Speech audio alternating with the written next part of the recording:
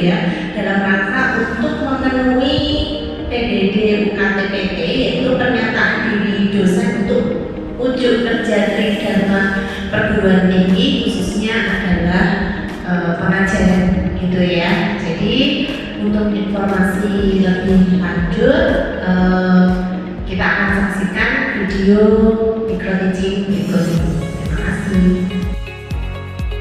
Assalamualaikum warahmatullahi wabarakatuh. Waalaikumsalam warahmatullahi wabarakatuh. Ya, selamat pagi teman-teman semua. Pagi. Alhamdulillah kita semua pada pagi hari ini bisa berjumpa ya dalam keadaan sehat walafiat dan aman-nyaman dan tidak kurang suatu apapun. Nah, pada kesempatan ini teman-teman saya mengajar mata kuliah manajemen keuangan dan investasi.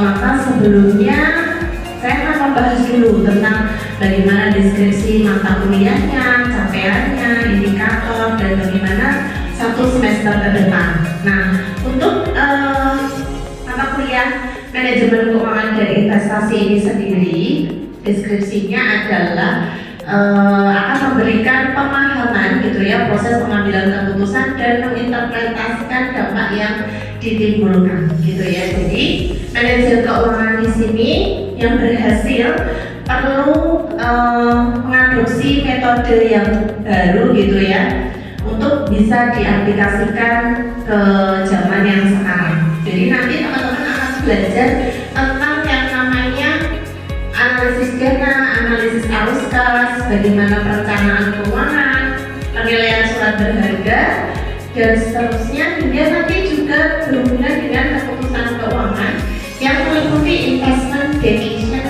financing decision, dan dividend decision gitu ya. Nah, jadi satu semester nanti ada 16 pertemuan. Untuk pertemuan ke-8 dan 16 UTS dan UAS gitu ya. Lalu untuk kemampuan akhir yang diharapkan, ini yang pertama, yaitu mampu mengidentifikasi apa saja yang tercakup dalam mata kuliah manajemen keuangan dan masalah. Untuk CPNK yang kedua, mampu untuk memahami dan menjelaskan tentang perkembangan manajemen keuangan. CPNK ketiga adalah mampu menanamkan sikap dan perilaku dalam mengelola dan menganalisis manajemen keuangan dengan efektif dan efisien. Yang keempat ini adalah mampu menekuni salah satu peluang karir di bidang manajemen keuangan, dan yang terakhir adalah mampu mendiskusikan setiap materi yang diberikan. Nah, jadi teman-teman nanti untuk kemampuan akhir yang diharapkan gitu ya, diharapkan nanti setelah lulus mata kuliah NK ini teman-teman bisa menguasai beberapa hal materi pembelajarannya. Teman-teman nanti bisa lihat di RPS-nya gitu ya. Jadi pertemuan pertama sekarang teman-teman akan mempelajari dan mengetahui tentang silabus kontrak kuliah, lalu tentang deskripsi dari mata kuliah tersebut. Lalu untuk pertemuan 2 membahas tentang peranan manajemen keuangan, pertemuan 3 nilai waktu dan uang, dan seterusnya gitu. Jadi di mata kuliah nanti teman-teman bisa dicermati di bagian RPS gitu ya, untuk pembahasan apa aja yang dibahas di tiap pertemuannya. Nah, untuk sistem pembelajarannya nanti kita ada sinkronus dan asinkronus. Untuk satu semester maksimal untuk asinkronusnya adalah 4 kali. Sinkronus itu online gitu ya. Nah, maksudnya adalah tatap muka. Nah, untuk sistem pembelajarannya seperti tadi.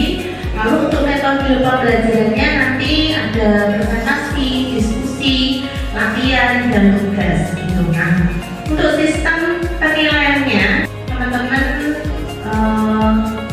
bisa dicermati di bagian silabusnya gitu ya.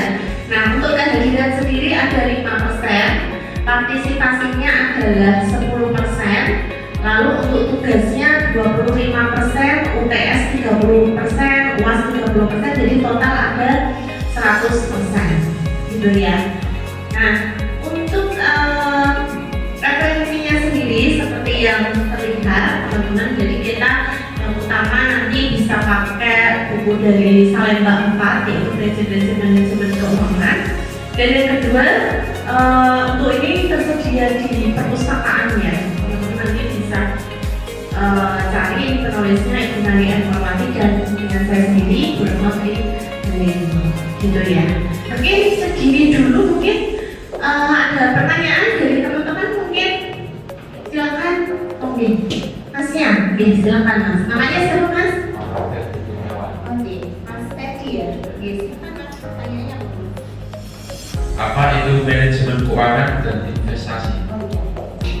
Berarti definisinya ya Mas ya, betul sekali. Kalau tadi kan saya baru menyampaikan tentang deskripsi dari mata kuliah ini. Nah, kalau kata manajemen keuangan dan investasi itu sendiri gitu ya. Nah, tentunya teman-teman sebelumnya ada rasa ingin tahu nih. Ada yang mau bertanya lagi? Silakan. Pak Iti ya, oke, silakan.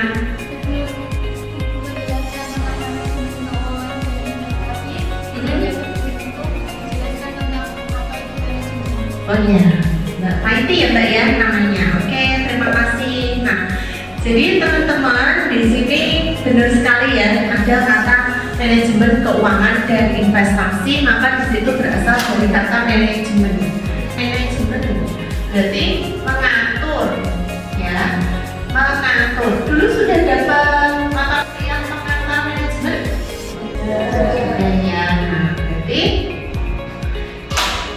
sudah tahu nih, sudah berkenalan tentang apa yang namanya manajemen itu sendiri gitu ya. Manajemen berasal dari kata manage gitu ya, berarti mengatur.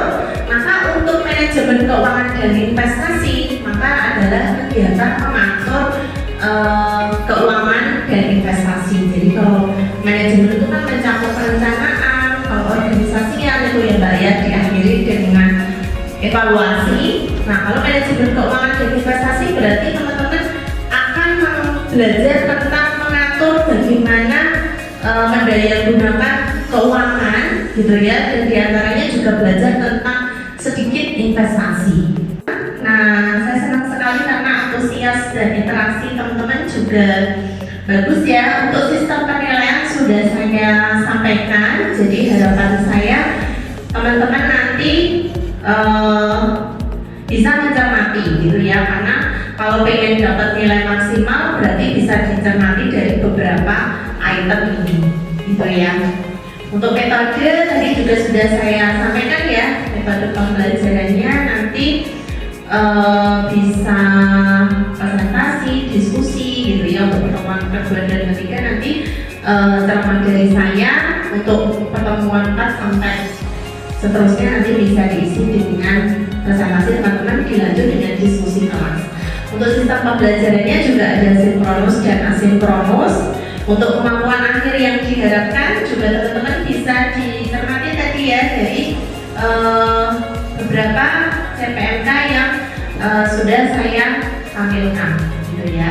Jadi kira-kira nanti ketika sudah lulus dari mata kuliah ini teman-teman akan mampu menguasai beberapa hal yang diharapkan untuk bisa dikuasai. Untuk buku referensinya sendiri seperti yang saya sampaikan tadi yang ada di perpus seperti ini adalah modul dari Bapak Ibu dosen. Untuk yang referensi pertama tadi dari Salemba 4 gitu ya, teman-teman kita semua mendapatkan di mana, tapi kalau yang ini ada di perpus gitu ya. Nah, saya membahas dulu hubungannya dengan kreditur dan debitur. Nah, ini berarti menarik untuk dibahas gitu ya, karena ini hubungannya dengan pembayaran jangka pendek. Kreditur itu apa? Menjelaskan kreditur apa? Pihak yang memiliki tagihan kepada pihak lain atas properti atau layanan jasa yang diberikan, di mana diperjanjikan bahwa pihak kedua tersebut akan mengembalikan properti yang lainnya sama. Nah, berarti kreditur itu justru yang memberikan pinjaman ya, debitur itu yang meminjam gitu ya. Nah, ini bisa dicatat supaya besok-besok nggak salah lagi. Jadi debitur itu adalah peminjam, kreditur pemberi pinjaman. Nah, untuk pendanaan jangka pendek ini sendiri di manajemen keuangan dan investasi tentu penting ya, karena kalau di awal kita belajar tentang MKI itu kan ada keputusan apa aja? Keputusan investasi, keputusan pendanaan, keputusan manajemen aset. Nah, ini harapan saya 3 prinsip dasar di manajemen keuangan ini benar-benar dikuasai ya, gitu minimal. Jadi iling-ilingannya itu di neraca. Di sini ada sisi aktiva dan pasiva, gitu ya. Nah, di mana untuk aktiva ini berarti ada apa aja aktiva lancar? Kas, ekspor, piutang, dan aset, ya, namanya kekayaan perusahaan. Kalau pasiva di sini ada liabilitas atau utang dan juga modal. Nah, jadi gampang ingatnya keputusan investasi yang pertama adalah di sisi aktiva, yaitu si manajer keuangan memutuskan apa aja sih yang harus dimiliki perusahaan itu. Nah, untuk yang kedua pendanaan di sisi pasiva. Jadi manajer keuangan di sini berpikir bagaimana cara mendanai sisi aktiva. Pendanaannya dari mana? Apakah murni dari modal sendiri atau ditambah dengan hutang, gitu ya. Jadi untuk pasiva itu sendiri ya, itemnya memang liabilitas dan modal. Maka kalau kita mau cari kekayaan bersih, gitu ya, kekayaan bersih ya jumlah aktiva dikurangi hutang. Jadi jangan sampai salah kaprah ketika ditanya kekayaan bersihnya berapa ya sebuah perusahaan atau seorang pribadi. Nah, dijawab dilihat aktivanya aja, padahal hutangnya sebenarnya ada, gitu ya. Itu berarti belum mendapatkan kekayaan bersih. Nah, untuk pendanaan jangka pendek ini berarti dia merupakan langkah dari manajer keuangan yang nomor 2, gitu ya. Nah, untuk selanjutnya diketahui pinjaman itu yang sekarang baru ini itu diantaranya sekarang pinjaman online. Itu ada jaminannya enggak? Enggak ada. Nah, kira-kira pinjaman yang dengan jaminan dengan yang tanpa jaminan bunganya lebih besar mana ya? Atau tanpa jaminan. Jadi kalau pinjaman sekarang kita bicara pinjaman dengan agunan atau tanpa agunan, gitu ya. Nah, biasanya kalau yang pinjaman jangka pendek, gitu ya, kalaupun ada agunannya biasanya tidak begitu besar ya. Dan memang kalau di perbankan itu kalau pinjaman selain rumah, kepemilikan mobil, misalkan yang untuk usaha itu namanya RC ya. Pinjaman RC itu biasanya diberikan cek dan geliat giro. Nah, kalau cek itu dibawa ke bank nanti langsung bisa jadi uang. Jadi dibawa ke teller itu cek, nanti paling diminta tanda tangan di baliknya, nanti langsung cash, gitu ya. Artinya langsung bisa dapat uangnya, boleh di transfer kemudian. Jadi misalkan nggak mau bawa pulang uang cash gitu, misalkan karena 500 juta beresiko, berarti si teller transaksinya harus 2 kali, gitu ya. Ceknya dicairkan, baru dia transaksi setoran ke rekening tabungan yang menerima cek itu. Nah, tapi kalau belian giro itu tidak boleh dicairkan, tetapi dipindah tangankan. Dipindah tangankan tuh gimana Bu? Jadi langsung dari rekening ke rekening lain, baru misalkan dia butuh cash, baru dibuat transaksi penarikan, gitu ya. Nah, mungkin kalau dari teman-teman misalkan membantu orang tua atau kerja di mana dapat cek dan biaya giro, nah bisa membedakan, nah itu nilai plus sekali, gitu ya. Jadi bedanya seperti itu. Selain misalkan tulisannya di pojokan itu ada gini ya, kotak paling seukuran uang 100.000 itu sih. Nah, nanti tulisannya sudah ada biaya giro, cek, gitu ya. Nah, kalau misalkan ada pertanyaan tadi ya, enak yang agunan atau tidak ada agunan ya Bu? Nah, tergantung tingkat arjennya, pinjemnya bagaimana gitu ya, dan tergantung berapa lama bisa bayarnya. Menurut saya seperti itu, karena misalkan ini butuh arjen gitu ya, butuh segera dapat uang. Nah, kalau yang pakai agunan itu kan harus di cross check dulu ya, ada yang survei gitu, terus kira-kira ini nilainya di atas pinjaman Anda gitu. Nah, tapi kalau yang tanpa agunan biasanya konfirmasinya pun sangat mudah, tapi bunganya tinggi. Nah, itu akan sangat bermanfaat ketika teman-teman butuh uang cepat, tapi juga bisa segera melunasi gitu. Tapi kalau pelunasannya lama ya nanti akan kegulung gitu ya, jadi tidak akan bisa melunasi. Nah, itu kan berarti jangka pendek ya, kalau kurang dari 1 tahun. Nah, itu saya sarankan mendingan kalau ada agunannya ya pakai agunan, tapi kan tidak semua orang punya agunan ya. Agunan itu biasanya bisa rumah, sertifikat seperti itu. Tapi yang kita bahas hari ini tadi teman-teman melihat dari pertanyaan itu yang diagunankan adalah piutang. Tadi kan dibahas ya, ada anjak piutang gitu ya. Kalau mau bicara piutang juga teman-teman akan kenal yang namanya piutang usaha dengan piutang wesel. Kalau piutang usaha itu ya timbul dari operasional perusahaan ya. Nah, kalau piutang wesel gimana Bu? Sama. Jadi operasional perusahaan, cuman bedanya dia ada surat perjanjian tertulis. Jadi ada wesel atau promise gitu ya. Nah, berarti ini lebih berkekuatan hukum. Nah, tapi apakah jaminan dengan adanya wesel atau promise ini pasti tertagih Bu piutang? Tidak juga, cuman kemungkinannya lebih besar gitu ya. Jadi misalkan kalau piutang usaha itu ya 50-50 gitu ya. Kalau piutang wesel bisa jadi menjadi 80% kesempatan untuk tertagihnya. Karena tadi saya sampaikan terkadang itu sudah ada perjanjian tertulis, tapi ketika menerima hutang itu tadi ketika ditagih malah marah-marah gitu ya. Saya sebelum memutuskan hutang sebuah usaha itu juga harus diperkirakan, jangan sampai komposisi hutang di bagian modal ini misalkan hutangnya lebih besar, sini 80%, sini 20% modal sendirinya. Nah, ini ketika terjadi resiko dia langsung bangkrut gitu. Jadi memang harus diperhatikan komposisi dari kekayaan visi perusahaan yang dimiliki gitu.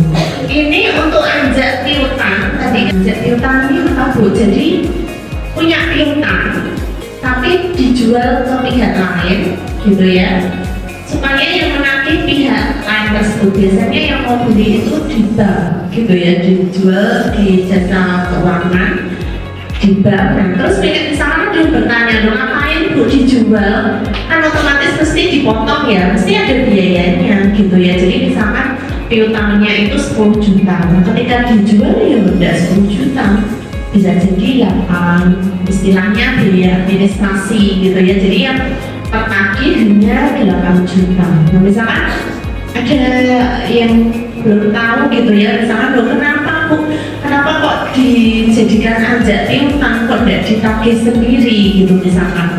Itu tadi daripada tidak dapat sama sekali kan mendingan dapat 8 juta. Yang 2 juta ini untuk apa ya Bu? Ya kok banyak banget perbankan misalkan ambil keuntungannya itu tadi untuk biaya penagihan. Ada pegawai yang khusus memantau piutang itu sendiri kan butuh ini ya, butuh orang ya yang harus memantau, oh ini keuangan perusahaan yang masih menjadi piutang 8 juta. Nah, itu kalau perusahaan kecil kan otomatis ngaruh ya, repot. Jadi kalau mau nagih sendiri misalnya perusahaan kecil dia sudah jaga usahanya gitu kan, otomatis kan tidak bisa. Kalau mau bayar orang, rekrutnya gimana gitu ya, kan repot lagi. Makanya saya sampaikan tadi kalau biasanya yang menjual anjak piutang itu ya perusahaan kecil, kalaupun enggak ya perusahaan besar yang berpikir kalau oh ini kemungkinan terpakinya mungkin tidak begitu besar, jadi ditawarkan menjadi ajak piutang. Nanti di situ kan tentunya ada kesepakatan ya, jadi biaya administrasinya berapa gitu. Nah ini sehubungan dengan pendanaan jangka pendek. Nah biasanya untuk pendanaan jangka pendek ini jangka waktunya kurang dari 1 tahun. Nah biasanya teman-teman menjumpai ada 2/10 N 30. Nah ini artinya skornya 2% kalau bisa melunasi kurang dari 10 hari. Nah maksimal pelunasannya 30 hari. Jadi kalau sudah lebih dari 30 hari ya sudah dianggap ya kurang kredibel gitu ya. Nah satu hal lagi teman-teman yang perlu saya ingatkan untuk cek dan biliar giro ini kan tidak uang secara langsung ya, teman-teman dikasih cek gitu ya, teman-teman ngerasa sudah beres kok bu gitu ya. Nah sudah dapat cek gitu 50 juta misalkan, nah itu jangan salah, kita itu ya saya sampaikan juga 50-50 ya gitu. Nah karena ada juga yang namanya cek kosong. Jadi untuk memastikan itu ada dananya apa enggak harus dibawa ke bank, harus dicairkan dulu gitu ya. Jadi orang bisa aja nulis tak kasih cek mas terus karena sudah pulang bilang ibuku gitu ya sudah dilunasi. Nah kita ngerasa oh sudah beres, padahal begitu sampai di perbankan kita cairkan cek tersebut kosong. Kalau pinjaman yang jangka panjang gitu ya, atau yang sifatnya dia tidak diberikan ATM, itu dia alat pembayarannya namanya cek dan biliar giro. Itu dia buka giro, nah dia akan dapat fasilitas diberikan cek dan biliar giro. Biasanya ada beberapa opsi ya, bisa 10 lembar, 25 lembar atau 50 lembar gitu. Jadi itu yang mengeluarkan perbankan memang, cuma harus punya rekening giro. Mbak Marsa misalkan punya cek 10 lembar gitu ya, terus Mas Kurniawan dikasih 1 gitu ya, 50 juta tadi. Ternyata dibawa ke bank, diproses bareng, ditolak karena saldonya kurang dari 50 juta gitu ya. Nah itu kalau 3 kali ditolak gitu ya, nanti akan masuk yang namanya DHR, itu daftar hutang nasional.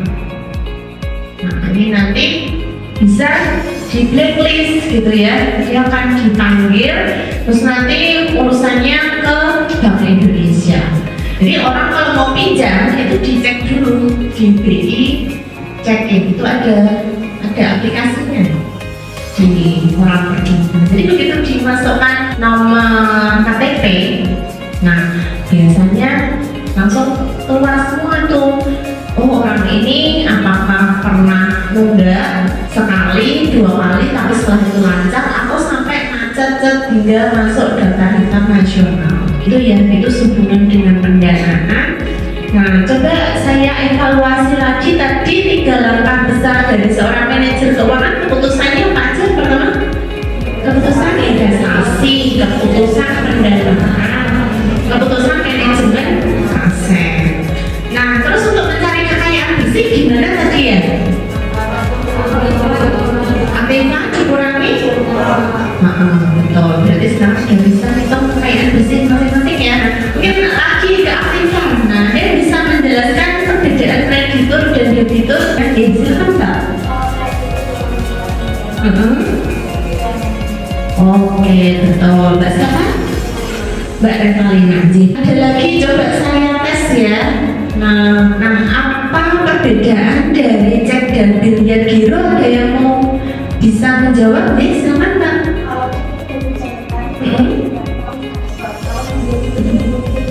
Oke, betul sekali. Mbak siapa? Mbak Sylvia nanti. Nah sudah jelas ya berarti. Nah ini saya sudah evaluasi, berarti tidak ngantuk semua ya. Berarti sudah bisa diterima dengan baik. Kurang lebih nanti yang keluar ketika ujian juga seperti yang saya bahas. Baik, terima kasih. Saya akhiri, hati-hati di jalan, semangat belajar. Tapi sebelumnya saya mau ambil kesimpulan dulu. Nanti untuk manajemen diantaranya kegiatannya apa tadi? Yang pertama perencanaan, pengorganisasian, ada yang masih ingat? Terus diakhiri dengan apa Mbak? Evaluasi, betul. Nah kalau manajemen keuangan dan investasi maka akan mengatur tentang keuangan, bagaimana dia nanti berdaya guna karena supaya perusahaan kan tujuannya laba ya gitu. Jadi karena memang uang itu terbatas maka harus dikelola bagaimana diatur supaya keuangan ini efektif dan efisien mencapai laba yang tertinggi serta diantaranya lewat jalan investasi gitu ya. Jadi di akhir supaya teman-teman tidak lupa kita flashback dulu gitu ya, kita simpulkan apa-apa yang tadi sudah dipelajari. Baik, terima kasih, hati-hati di jalan teman-teman, saya akhiri. Wassalamualaikum warahmatullahi wabarakatuh. Waalaikumsalam warahmatullahi wabarakatuh.